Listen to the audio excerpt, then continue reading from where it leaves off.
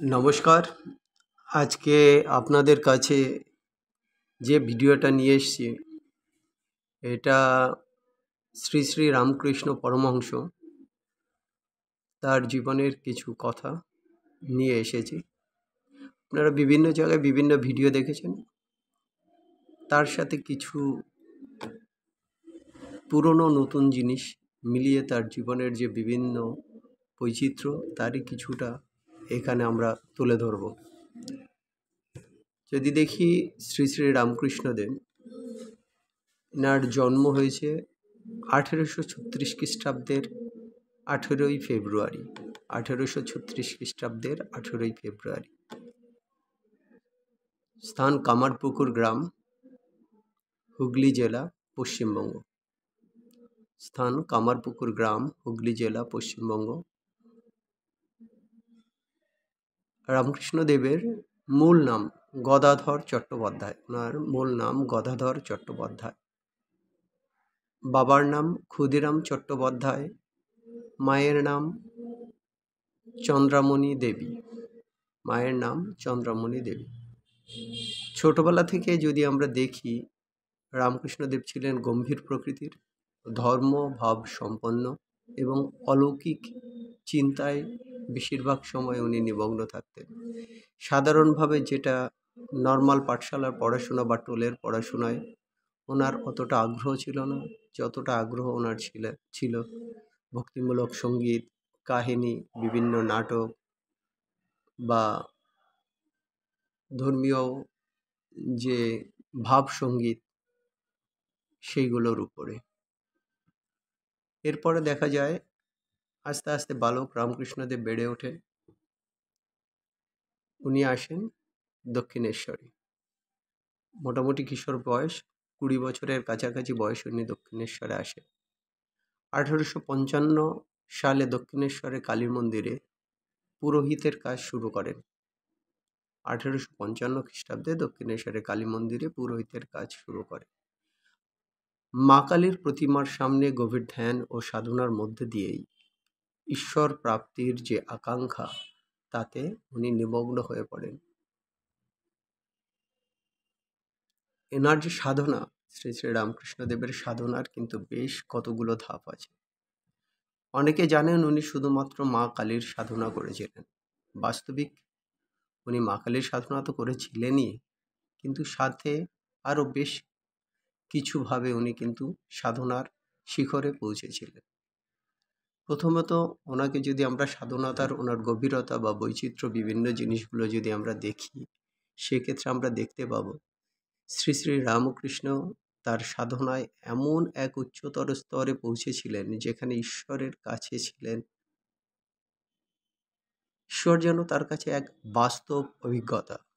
তিনি শুধুমাত্র গ্রন্থ পাঠ উপদেশ দেওয়ার মধ্যে সীমাবদ্ধ ছিলেন না, বরং নিজেই প্রত্যেকটি পথ অনুসরণ করে প্রত্যক্ষভাবে উপলব্ধি করে জিনিসটা ভিতরে আত্মস্থ করেছিলেন।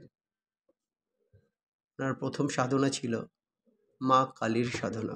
দক্ষিণেশ্বরে মা কালী তার কাছে শুধু পাথরের প্রতিমা ছিলেন না, তিনি ছিলেন জীবন্ত বিগ্রহ।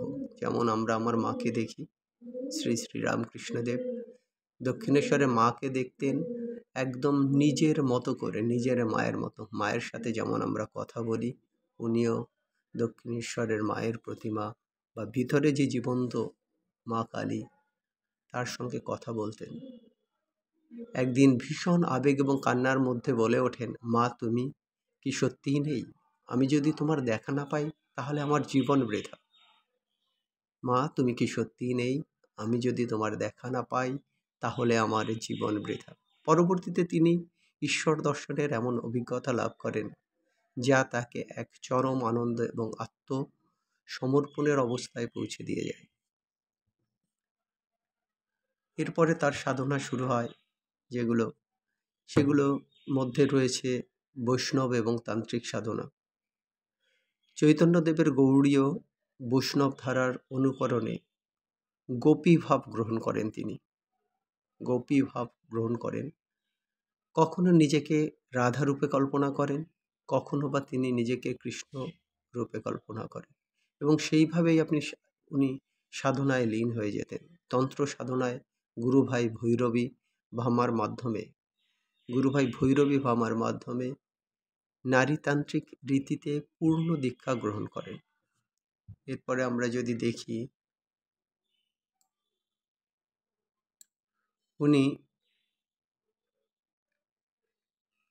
ইসলাম ধর্মানুসরণেও কিন্তু, যেটা আমরা ইসলাম ধর্ম বলি, সেটা অনুসারেও কিন্তু উনি সাধনা করেছিলেন। পাঞ্জাবি মুসলমান সাধুর কাছ থেকে তিনি ইসলামের আচার শেখেন, কোরআন পাঠ করেন, আরবি শব্দ উচ্চারণ করে নামাজ আদায় করেন, এমনকি তিনি মসজিদেও যেতেন। এরপরে তিনি আর একটা জিনিস দেখা যায়, তিনি কিন্তু খ্রিস্টান ধর্ম অনুসারেও সাধনা করেন। এক ইংরেজ সাহেবের খ্রিস্টান ধর্মের আলোচনা শুনে বাইবেল পাঠে আগ্রহী হন। যিশুর জীবনী পড়ে তিনি ধ্যানস্থ হয়ে যিশুকে জ্যোতির্ময় পুত্র রূপে অনুভব করেন।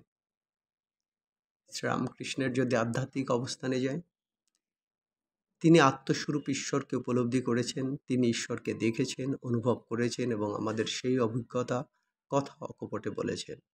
তার মুখে একাধিকবার শোনা গেছে, আমি যা বলি তা আমি দেখেছি, যা জানি না তা বলি না।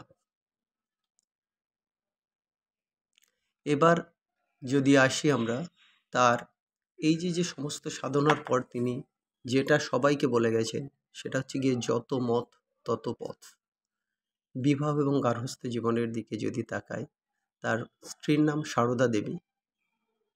তাদের মধ্যে যে সম্পর্কটা, এটা ছিল কিন্তু আত্মিক এবং আধ্যাত্মিক। সারদা দেবী ভবিষ্যতে শ্রী শ্রী মা রূপে পরিচিতা হন এবং পূজিতা হন। তার প্রধান শিষ্য, তার অনেক শিষ্যের মধ্যে প্রধান শিষ্য হিসাবে আমরা নরেন্দ্রনাথ দত্ত বা পরবর্তীকালের স্বামী বিবেকানন্দকে চিনি। আর 1886 খ্রিস্টাব্দে কিন্তু আমরা দেখি ওনার গলায় ক্যান্সার রোগে আক্রান্ত হয়ে উনি মারা যান। ওনার যে দর্শন, সেগুলোর মধ্যে যত মত তত পথ। যেখানে আপনি খ্রিস্টান, মুসলিম, বৌদ্ধ বা পার্সি বা যে কোনো ধর্মের অনুসারী হন না কেন, আলটিমেট গোল কিন্তু আপনি ঈশ্বরের কাছেই পৌঁছবেন। ঈশ্বরের রূপ ও নিরাকার। ঈশ্বর যে কোনো রূপে থাকতে পারেন, তাকে আমরা কোন রূপে বাঁধতে পারি? সর্বশক্তিমান ঈশ্বর, তিনি একদিকে সাকার, তিনি একদিকে নিরাকার। ব্যক্তিগত সাধনাতে ঈশ্বরকে হৃদয়কে ধারণ করাটাই হচ্ছে মানুষের উদ্দেশ্য। এটাই তার মূল বাণী রূপে প্রচারিত। একদিকে তার মধ্যে ছিল ধর্মীয় সহিষ্ণুতা, আন্তঃধর্মের প্রতি সংহতি এবং অন্য ধর্মের প্রতি আন্তরিকতা।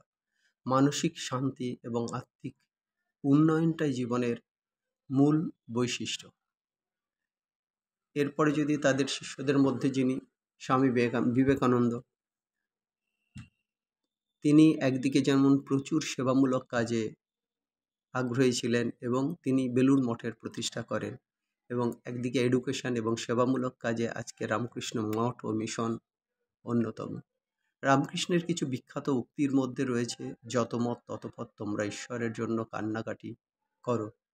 তোমরা যেমন নিজেদের জন্য, নিজের ছেলে মেয়ে সবার জন্য, সম্পত্তির জন্য করো, ঈশ্বরের জন্য যদি কান্না করো, তাহলে ঈশ্বর তোমার দিকে অবশ্যই এগোবেন। তোমরা যদি এক পা বাড়াও, ঈশ্বর 999 পা এগিয়ে আসবেন। 1897 খ্রিস্টাব্দে রামকৃষ্ণ মঠ ও মিশন প্রতিষ্ঠিত হয়। এবার রামকৃষ্ণদেবের কথা বলতে গিয়ে আমরা যেগুলো দেখি, উনি ছিলেন একদিকে জীবন্ত দর্শন, তার সরলতা, ভক্তি, সহানুভূতি এবং আন্তঃধর্ম প্রেম আজকের দিনে গভীরভাবে প্রাসঙ্গিক। রামকৃষ্ণ পরমহংসদেব ছিলেন একজন মহান ধর্মগুরু, একজন সরল জীবন যোদ্ধা। তার গভীর আত্মাধিকতা, সর্বধর্ম সমন্বয় আজ নয়, আজ থেকে নেক্সট হাজার বছর ধরে এটা এই পৃথিবীর জন্য প্রাসঙ্গিক। তিনি বিশ্বাস করেন ধর্মপথ মানুষকে ঈশ্বরের কাছে পৌঁছে দেয়। এই ভাবনা থেকে তার বাণী যত মত তত পথ। আজ এখানেই রাখি। সবার শেষে বলি, ওম স্থাপকায় চ ধর্মস্য সর্বধর্মস্বরূপিণে অবতার বরিষ্ঠায় রামকৃষ্ণায় তে নমঃ।